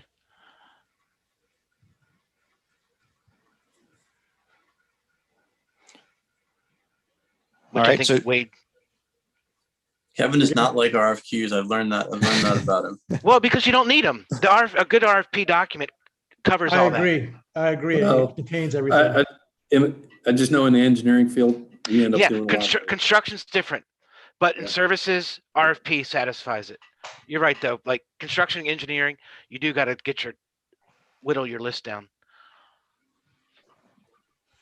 So can I just say that I really like Jay's idea of at least, contacting the Maryland Department of Planning and seeing what services they can provide help with too, because if we have these services that we could pay for, but could be provided for free from the Maryland Department of Planning, it would be nice to know what things we could get help on for free versus if we need to, what things we actually need to pay for. So I think that the list could be really helpful. And I think that getting started with getting some kind of contact at the Maryland Department of Planning to really kind of help orchestrate or tell us what they can help with would be very helpful as well. So this is how I have it in summary, unless somebody else has something else to interject about what we've been talking about. I guess I have two minds, and it seems to be that there are two approaches, and that is we have the option to have our hands held the whole way, and we have the option to do it ourselves. And I just feel like there's actually a lot of gray area in between here. And I'm concerned, and I don't want to put words in Martin's mouth, but I'm concerned possibly in a similar line of Martin that we'll get to the end of this process and we'll be ready with this beautiful master plan. And we will maybe at that point hire someone to review it who'll be like, this is weak, or did you think about this? Or did you miss this? And so I'm concerned that if we don't know what's available on the front end, we'll have to backtrack. And so I think that maybe seeing what a consultant has to offer earlier is better than holding off and waiting until midstream or even at the end of the line for review. And like I said, I've worked with plenty of consultants in my day, and every good consultant, no matter when you bring them in, will tell you you missed something. Yeah. That's why they're paid. That's their job. Yep. They never come and I in agree. and say, you've done everything right. Yep. Yeah. Nobody's ever done that. Yeah. And I think if we can address that in the initial RFP, because we know off the bat what we need, we'll go with the survey. Those companies do more than just surveys. They tend to be specific in municipalities and master planning. Is that correct, Wade? They are their planners, exactly. Yeah. And so we'll RFP them. We'll send out the RFP. We'll get that list. That's at the same time that we're moving forward with getting our, what I have right now is 5, but I'll send out a communication to see if we need to break it up differently or if we need to rename them. It'll be a first draft at how we're going to separate these 5 entities or groups of entities. And then we'll get the requirements of, this is the subject matter of the meeting. You're going to have 5 minutes to present, and we're going to have a Q&A. And, if we feel like at that point we need to engage more, we don't have to have a hard, Jay, correct me if I'm wrong, we don't have to have a hard stop time on the work sessions. Right. I mean, you can run them just like regular meetings and keep them going as long as you guys have the endurance to do it. Yep. And then can we put a time limit on them? We can't do. That might be advisable, 9 already. Yeah. So yeah, I think we try and make it concise and quick, and just realize that if we need to schedule another one, if we need to have them come back into one of our regularly scheduled planning commission meetings, we have options. But I think keeping in mind efficiency, and then as the process unfolds, I don't think we're going to get very far along before we're going to have a consultant hired to do the survey. I mean, I'm guessing we're only going to have a couple of work sessions in before that's done, and we can start to gauge whether we need other help. I don't think this process is going to move so fast that we're going to look back and say, oh, we should have hired somebody to help with this. I think we're going to know when we need the help. Oh, and then the third thing would be to have Jay get us in contact with the Maryland Department of Planning and invite them to present to us as well and talk to us. Can I also ask, because our first work session sounds like it'll be June 30th, could we see if we could get at that work session someone from the Maryland Department of Planning to come to make sure that, that we've thought through any questions or big topics we want to discuss with these smaller work sessions before we have one. So that way we don't have to re-have one. Just make sure we're kind of thinking through anything that we might really need to discuss in those. Yeah, I think you're right to get them in. That's almost like what did we forget before we thought about it step, right? Yeah. And then we could at least feel a little bit more confident going into our work sessions on these specific areas that we're going down the right path, and we could check in with that person, hopefully, depending on how much handholding they do, and make sure that we're kind of getting the information that we need after the first work session before we kind of continue on. And then I think we would know at that point, depending on what services the Maryland Department of Planning provides and how much help we feel like we needed after that first work session. In addition to that, that would be around the same time we would have those RFPs in, it would sound like, and we would probably know what additional services we might need at that point. Wait, what's reasonable? A 30-day RFP for this? Typically is what I would do. Yep. So then we could, it would be tough to actually get them into the next meeting then. That would be more like a 20-day RFP and give us time to review it. And so probably the second work session, the July work session. Then, yeah. But I thought we discussed actually, dang it, that the RFP discussion should be at a regular planning commission meeting, or does it not matter? I guess we could make it a special meeting rather than a work session. Jay, I don't know. What are your thoughts on that? All you do is just got to advertise different so that people know. I don't think it's really going to matter as far as this goes. It usually isn't good if you're doing projects like developer projects because they don't have it queued up. So for this type of thing, as long as you advertise that you're going to be voting that night, it's not a problem. Okay. All right, we'll see how that falls. But generally, we're left with a work session in 2 weeks without an agenda, except hopefully we can get Maryland Department of Planning involved. Thoughts on how we can make good use of that time, or if it's useful to have that time at all? You know, we do need to start talking about the population and what needs to occur if the population wants to grow any further. And that's just more of a background that John and I can provide if infrastructure mostly, what it would take. So that could be part of a conversation. We could brainstorm some more over emails and just come up with a plan. And do we have a deadline where we have to advertise what the discussion is going to be? Is there a work session just come Work look at it? sessions be a comprehensive work session, comprehensive master plan work session. Okay, and we can cover whatever we need to. Don't have to don't have to agenda. No, thank you. Yeah. All right. So then, with the 3 steps I outlined, the breaking down our civic groups, to attack our civic group ideas, the RFP for a consultant to help with the survey, which we've discussed for citizen outreach, and then Maryland Department of Planning, trying to get them involved maybe at the next work session if they can turn that around that quick.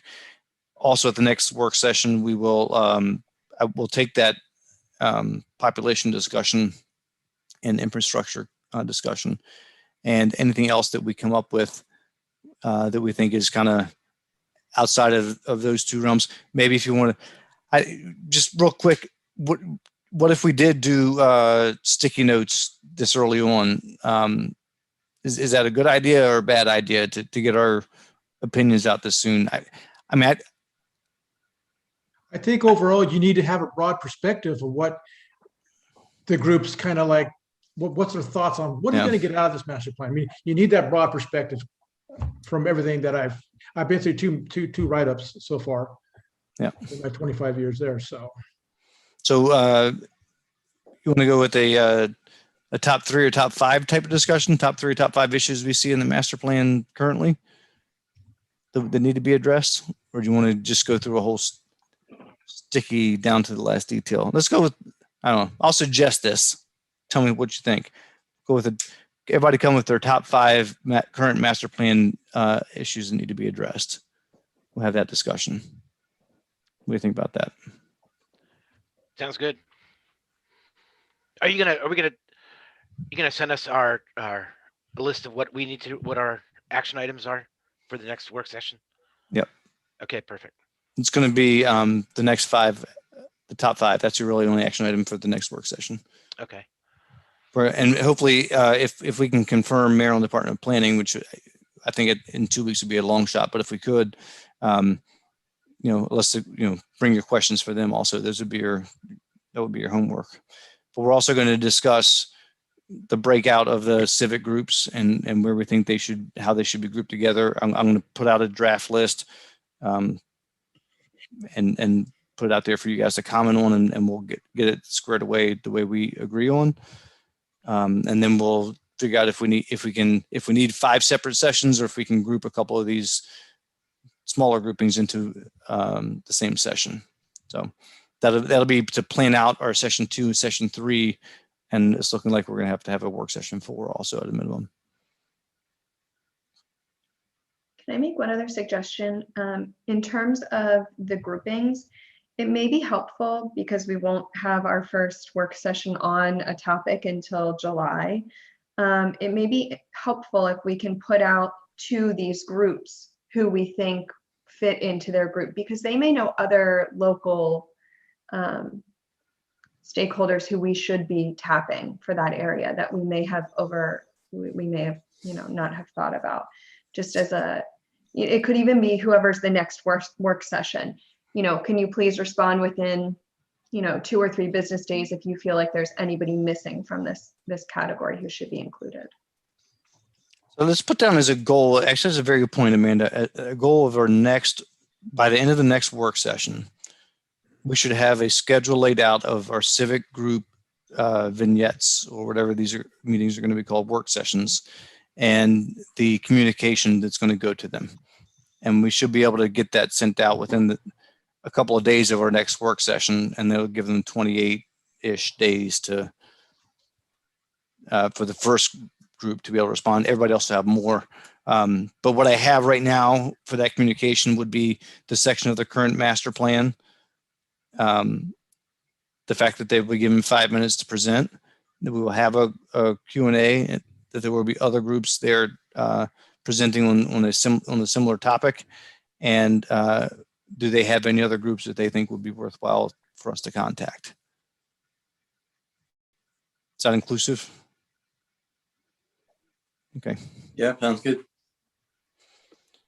All right. So we've got some pretty well laid out steps. I want to emphasize from my point of view, I felt it was important tonight that we get some groundwork laid and some movement going forward. But in no way am I married to any of these ideas that I won't take feedback. So please, any discussions are always welcome if there's something that you think we're doing wrong or missing. It feels good that we've actually gotten started. Yeah. Thanks for all your help on this, Wade. I know you're gonna play a big part. My pleasure. It's fun. This is a good time. You all get to take part in shaping the next 10 years. So that's kind of a cool thing. I don't know what's wrong with you that you would call it fun, but okay. I think it will be fun. I've said it 100 times probably already, but I love the dynamics of this group and the way we look at things differently and where we come from. So I think we're going to be very productive. The only other thing I have left on the agenda after old business is adjournment. I make a motion. We adjourn. Second. All in favor? Aye. Aye. Aye. Have a great night, everybody. Thank you. All right. Hey, Wade, thanks, can guys. I talk to you after the meeting stops for a second Sure. about something separate? Yeah.